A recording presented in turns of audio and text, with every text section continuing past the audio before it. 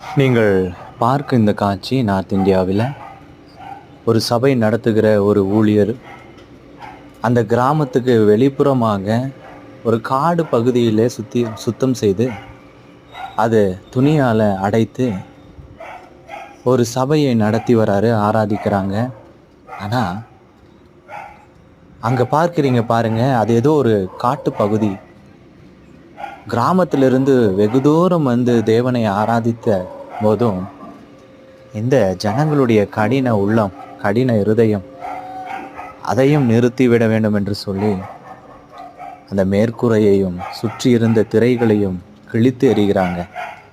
ஆனால் தன் தேவனை ஆராதிக்கிற அந்த ஜனங்களுடைய இருதயம் சற்றும் சஞ்சலம் அடையாமல், சலனம் அடையாமல், அவர்கள் செய்கிற எல்லா காரியங்களிலும் அதே இடத்துல உட்கார்ந்து மன உறுதியோடு தேவனை ஆராதிக்கும் பொழுது இடியே விழுந்தாலும் என் தேவனை நாங்கள் மகிமைப்படுத்துவோம் என்ற உறுதியோடு காணப்படுகிற இதோ இந்த சிறிய கூட்டம் அல்லவோ தேவன் அழைத்திருக்கிறார். அவர்களுடைய உறுதியை பார்க்கும் பொழுது அந்த ஜனங்களுக்கு மிகப்பெரிய ஆச்சரியம். நாம் இவ்வளவு கொடுமை செய்தும் தன் தேவனை மறுதளிக்காமலும் ஓடாமலும் பயப்படாமல் நிற்கிறார்களே என்று மனம் திரும்புவோம். தேவனுடைய ராஜ்யம் சமீபம். God bless you.